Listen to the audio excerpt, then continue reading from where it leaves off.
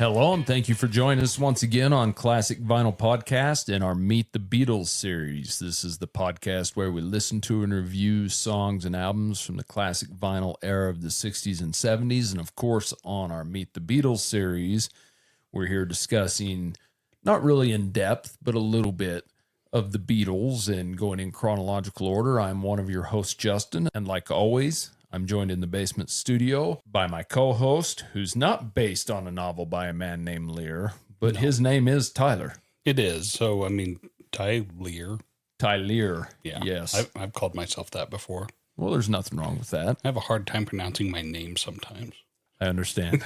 It's a tough one. Well, how often do you refer to yourself? You talk in the third person quite often. Frequently, I do. Yes, you do. So you actually just answered your own question. Yeah. But of course, this week on our Meet the Beatles series, we're up to Paperback Writer and Rain. Our last episode on the Beatles was Rubber Soul, so we're tackling another one of the singles they released that didn't hit an album. And of course, the Beatles, all about John, Paul, George, and Ringo, and my favorite band in the world, who I consider the best band in the world, the most influential band in the world. And I'm really trying to convince Tyler of this, and I think it's working a little bit. Yeah, I'm becoming a Beatles fan. I'm not as in-depth as most Beatles fans are. Most Beatles fans would say, you're not a real Beatles fan, Tyler. Well, you're not, but we're trying to convert you because I like them. I mean, this is a band that quit recording music almost 60 years ago, and we're still talking about them today. So obviously they're quite important. So anybody I can help spread this to is great. Both my sons love the Beatles. My wife loves the Beatles. And really, if you don't love the Beatles, I don't want to have anything to do with you. Well, Justin, you're doing the Lord's work. Thank you. So let's get into a little history on this A and B single, Paperback Writer and Rain. We'll get to Paperback Writer first. It was released on May 30th of 1966 in the U.S. on Capitol Records and released June 10th, 1966 in the U.K., of course, on Parlophone Records there. The B-side of Paperback Writer, of course, is the other song we're doing today, Rain. And that was both in the U.S. and the U.K. It was the B-side.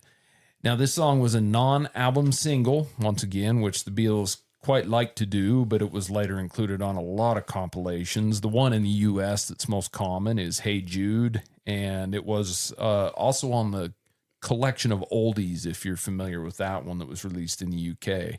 Now, the Hey Jude album here in the U.S. did reach number 2 on the U.S. Billboard charts. Did not chart in the UK, but it did reach number 2 in Canada at the time. Hey Jude, the album itself, not the single, but the album that this was included on, did sell over 1 million copies here in the US. And it is certified platinum by the RIAA. So Hey Jude, that album, it also, not only does it have this song, but it's also well known for the title song, Hey Jude. It has the song Revolution, Lady Madonna, and it's got a lot of non-album singles that they kind of collected together for the U.S. market. So this song is written by Lennon McCartney, like most of the songs, but it is a primarily Paul McCartney song. Lead vocals on this are by Paul McCartney. You've obviously got Paul on bass as well, John Lennon on his rhythm guitar and backing vocals. George Harrison's playing lead guitar on this one and backing vocals. And of course, Mr. Richard Starkey, Ringo Starr, on drums.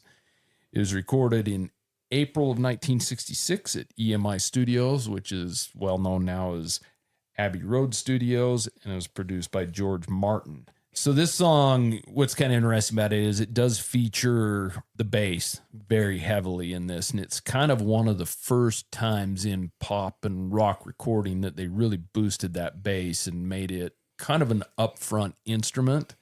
Mm-hmm. And they really did that with miking it up close and putting suppression on the recording and things like that. And there's a lot of layered vocals in both these songs we're going to talk about and a lot of tape effects.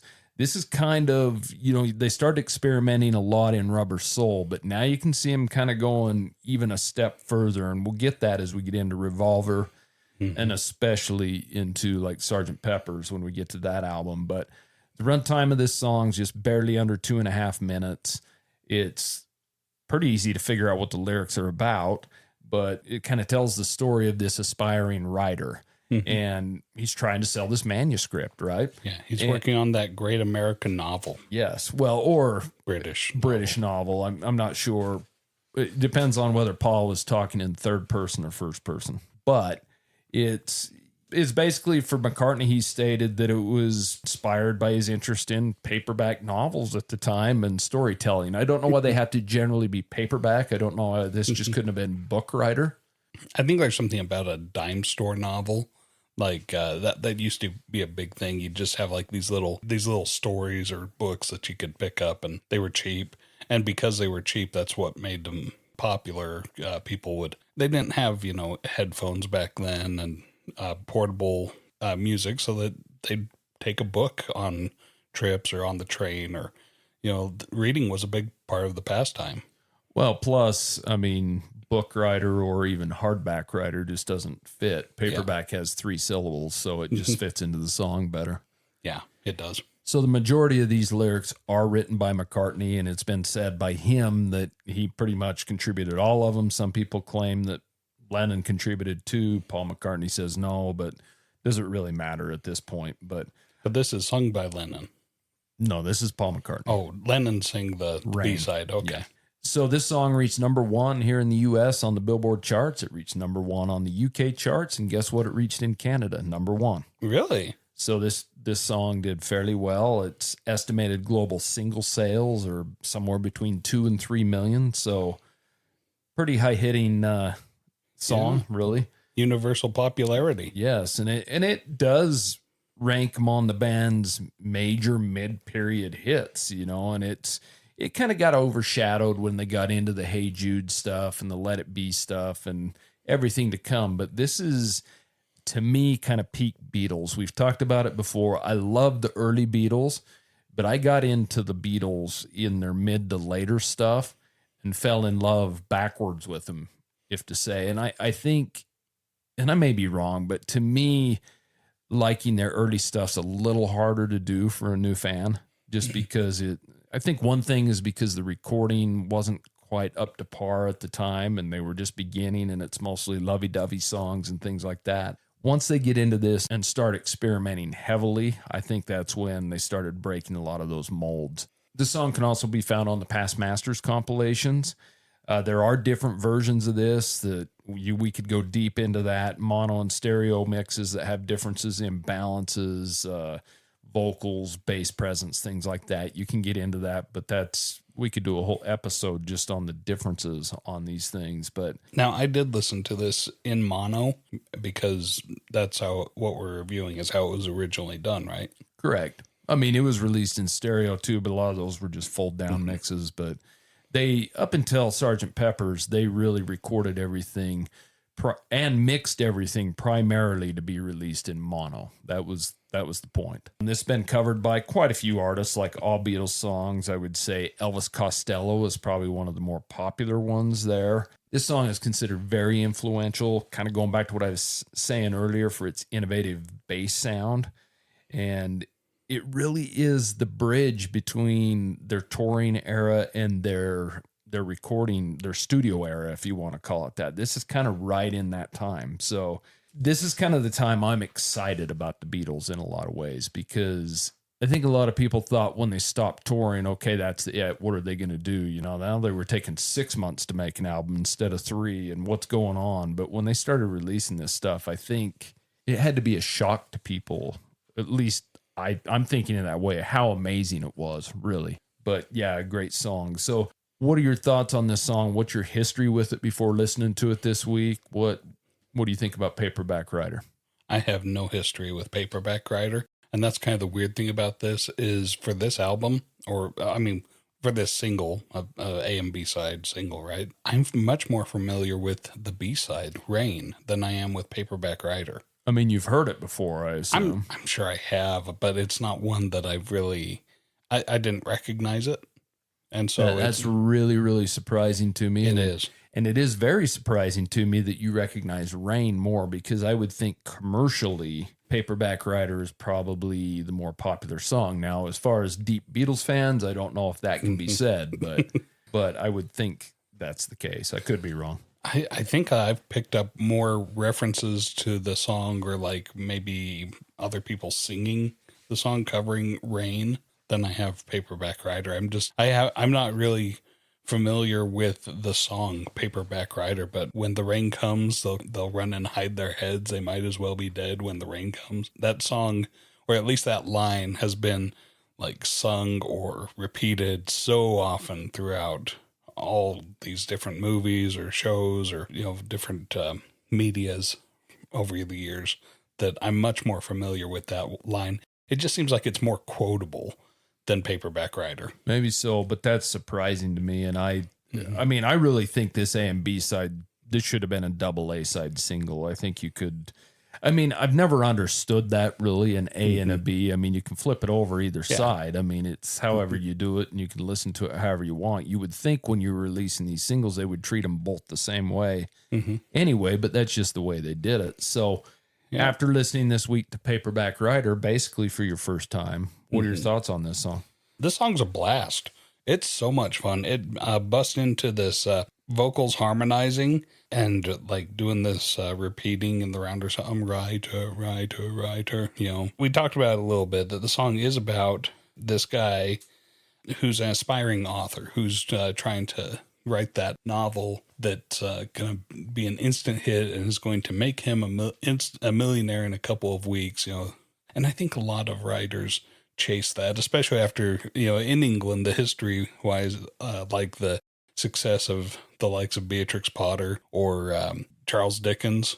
Some of these writers, these authors, they became just notoriously good and infamously wealthy from a career that they found their audience, they catered to that audience, and people loved them. They were snatching up their books by the millions. When you got millions of dollars being paid for a book, and or maybe pounds or shillings, whatever, and your royalties are pennies on the shilling, then that goes into a bank account, and you do become a millionaire in a short period of time.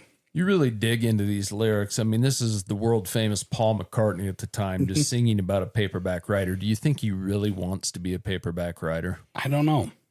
I'm curious about that. I don't think he does. And what's kind of interesting about this one is this isn't a love song at all, lyrically. I mean, this is about the struggling writer, which is kind of interesting because this is kind of one of the first songs that you've got a song about something else like this, and it's not really involved in a relationship or anything like that. And what I really enjoy about it is how it is that bridge. I mean, a lot of people say it's the bridge between the early and late sounds. I really like to think that Rubber Soul and Revolver, if you want to call them a bridge, are, but it's sometimes that's a bad way to put it, because a bridge makes it sound like, well, they're starting to transition.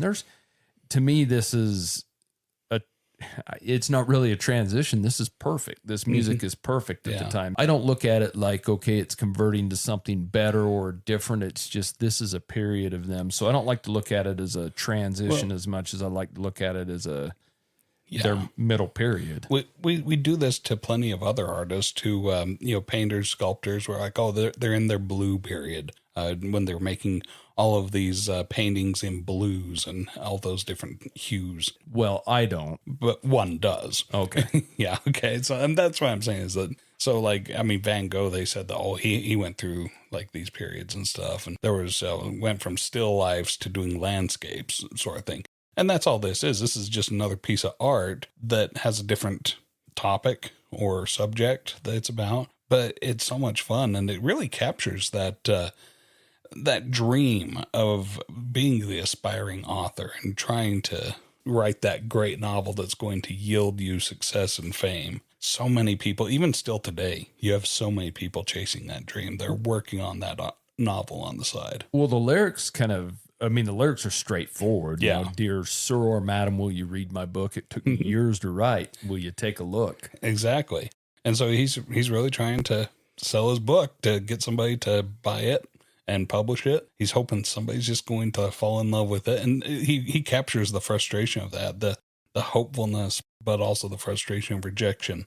He does sing about relationships in there, and about this author has a day job, and he's got a wife that has needs of him, and he's got a child that's got needs of him, and all of these things distract him. He's got that day job that he has to keep going to, and this poor dirty little man's working his fingers to the bone, but he's just trying to get a little bit more out of life by chasing this dream. And that, I guess that's what the music really sounds like, is it is this chase, and it's an exciting chase. You're hoping that, okay, maybe this door that I knock on and this person that I put my novel into their hands, maybe they're going to fall in love with it the way that I did, or the way I hope they will, and they'll snatch it up and publish it, and I'll make millions of dollars instantly. It's that dream, it's kind of like, it can be kind of an addicting thing, like gambling, popping a quarter into the slot machine, pulling the arm, and seeing if it comes up that you win the jackpot. You never know if that's the one that's going to set you free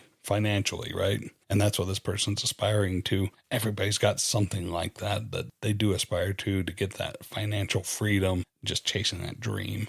And that's what the music sounds like. It's this really excellent rocking song that's just driven, and it's a fun tune that everybody's playing their instruments on point. You mentioned that the bass really is kind of the forerunner in this. They mix it heavily to the front, and it does something to this song. Gives it a depth, gives it a real solid grounded bottom that I really like. It ends the way that you hate. Yeah, it fades out. It's a fade out. But even so, it's just kind of like, well, this author is still going to be chasing that dream into the future. I don't really hate fade outs. I just hate a lot of the fade outs. It doesn't bother me in this one as much. And here's the thing is this song, I'm always an album listener. And so as far as these songs, I listen to them on the past masters. Mm-hmm. And Rain always came after Paperback Writer. So it fades in, and then you hear that opening guitar riff of Rain. And so to me, this one kind of always worked. Yeah, a little bit. So it just kind of depends the situation, but I actually do not mind it even one tiny bit in this song. So what you have extensive history with this song. Why don't you tell us what your thoughts are on this one? Yeah, I've listened to this song once or twice over the years.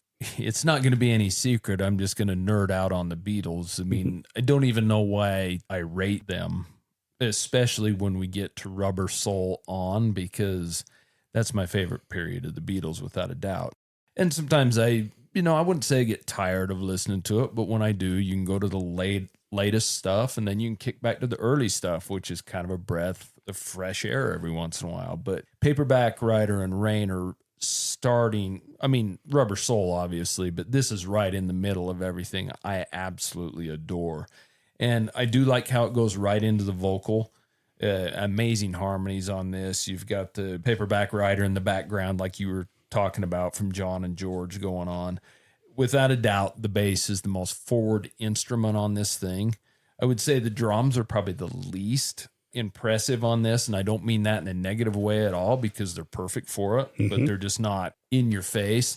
The guitar riff in this thing going throughout is a pretty heavy riff, really.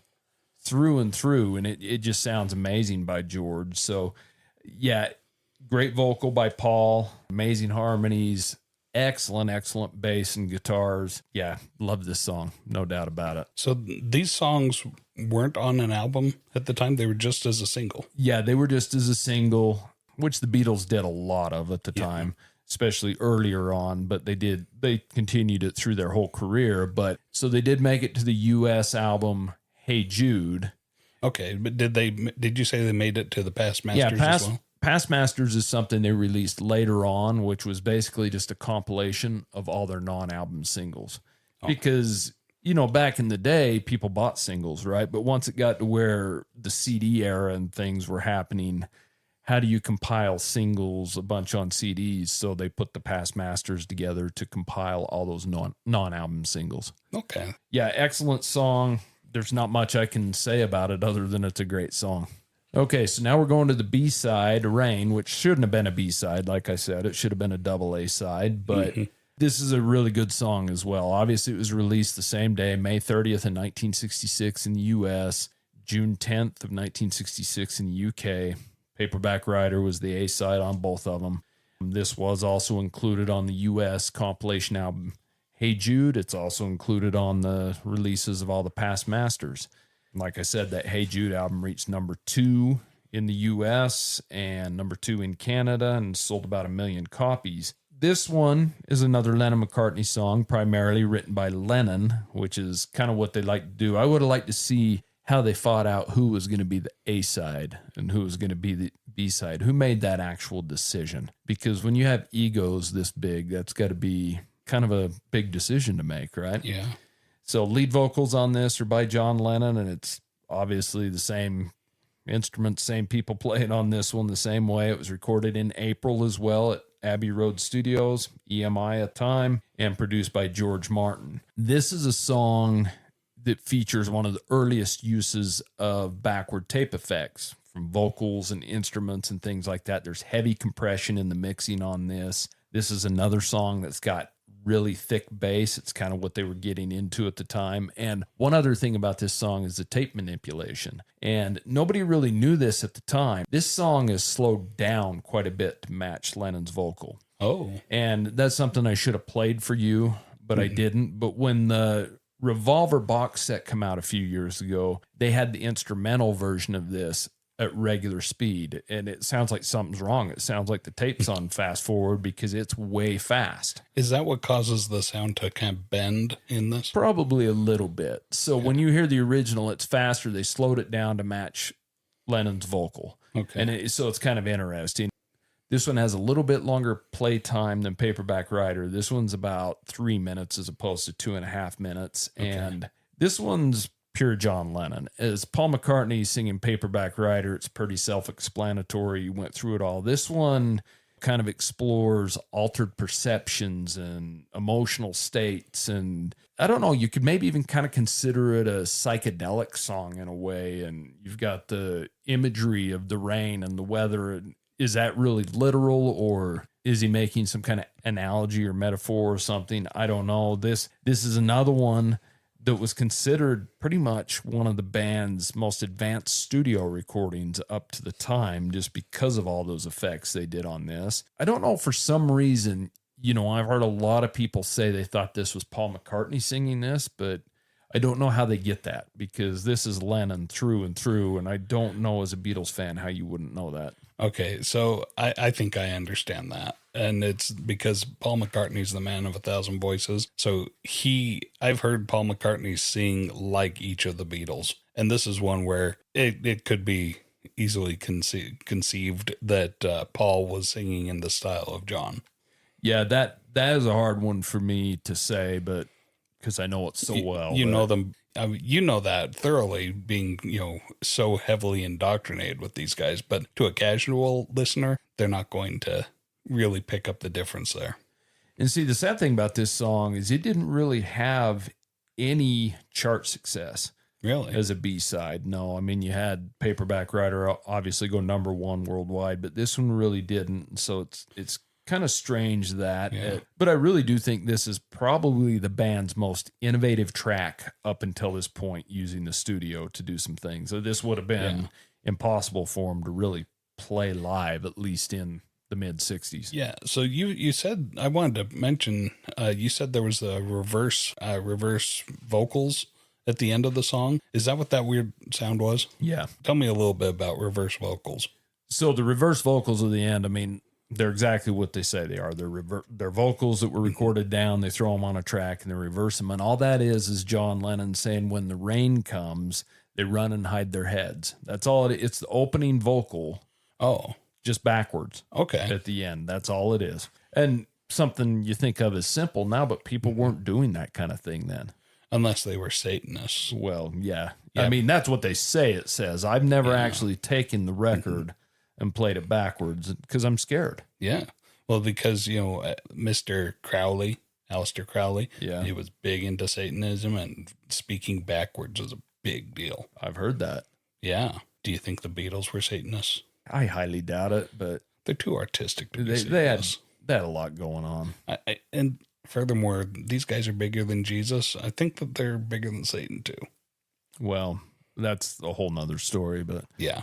So there are different versions of this. Obviously, there's the mono and kind of the fake stereo mixes, and the same as Paperback Writer. There's a ton of different things you could go into on that, on the vocal balance and kind of the punch of the song. I mean, a lot of people believe the mono has a better punch, and it does in some ways, but in some ways it doesn't. So it's there's people, and when I say there's people, I'm one of those that nerd out on all those little intricacies, but you could go into a 4-hour episode on each song about all the little differences and things like that, but they are there. Okay. The mono recording, I am a little bit surprised by this one because it is so like intricate and interwoven.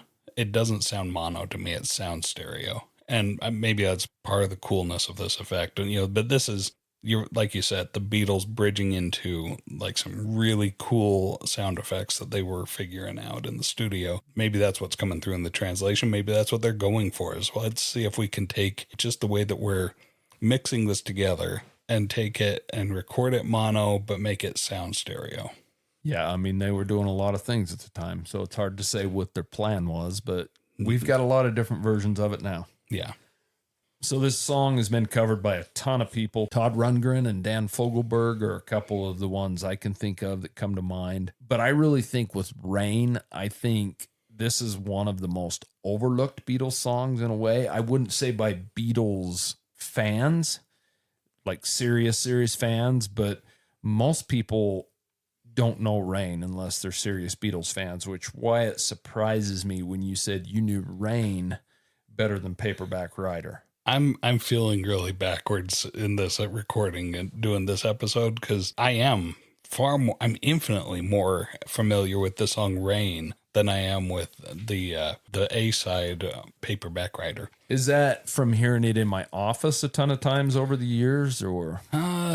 Some of it. I mean, like I said, I just see a lot more references to it in pop culture, the song Rain, and it could be because maybe it didn't have that popularity initially.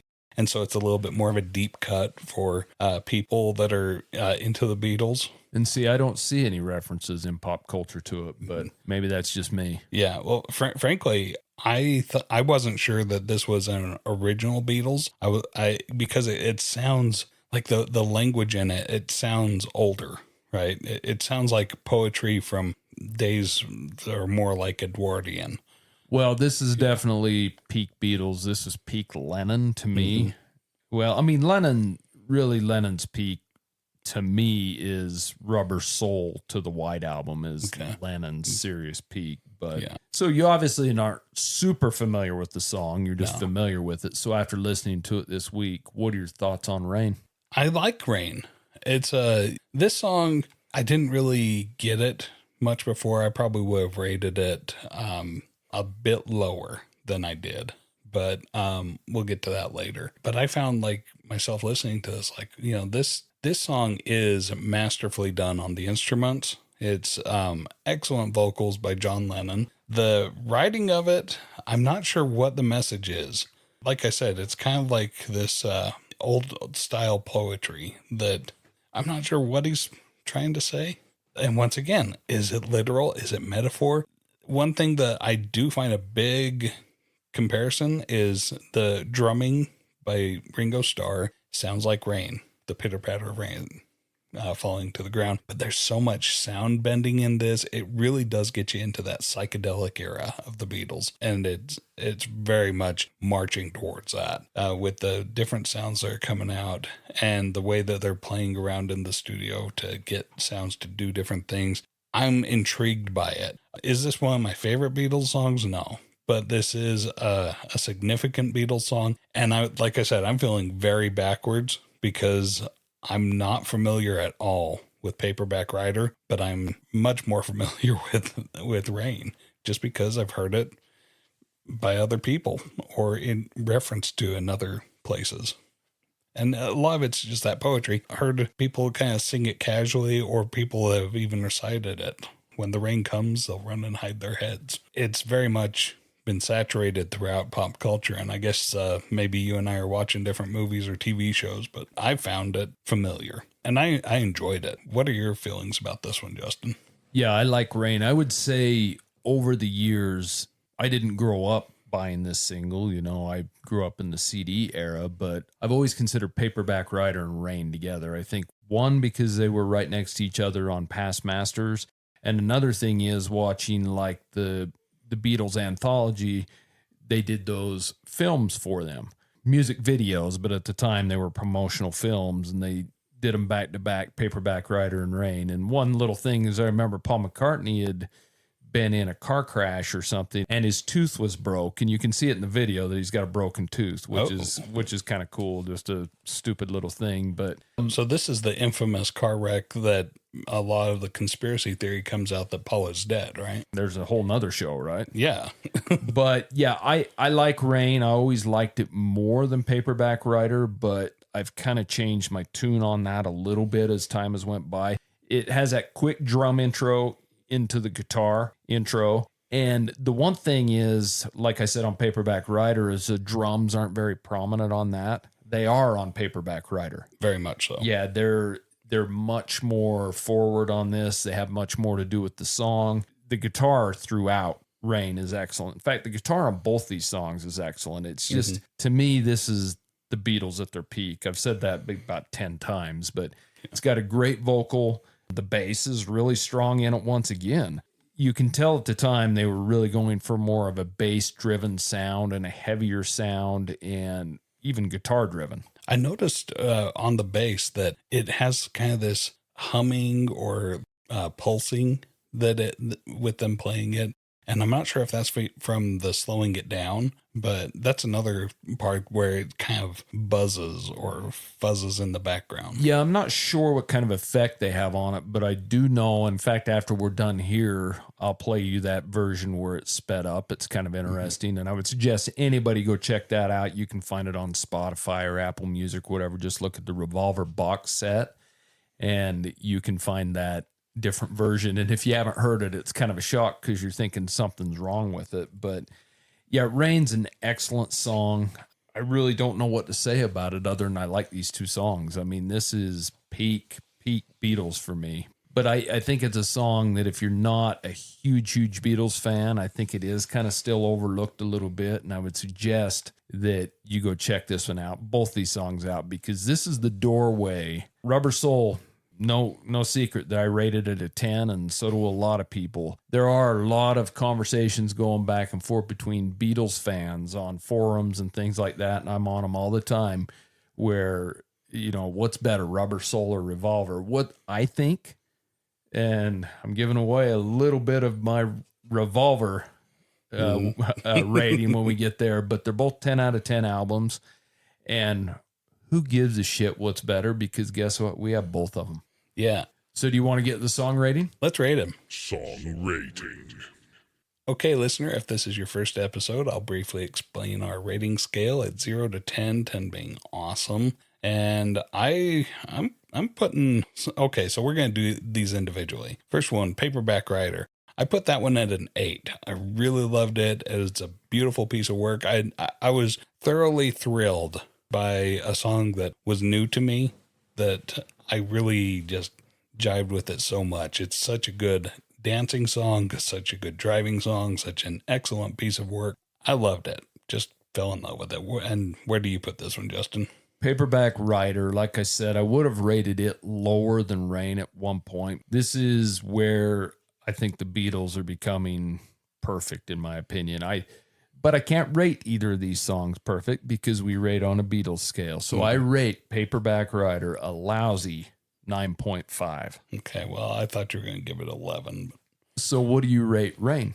So Rain, I wasn't digging Rain quite as much. And maybe I'm not really understanding John Lennon as much as I want to, but I put that one at a 7. It's still a really good song. I enjoyed it. It's just not, it didn't tickle me nearly as much the way that Paperback Writer did.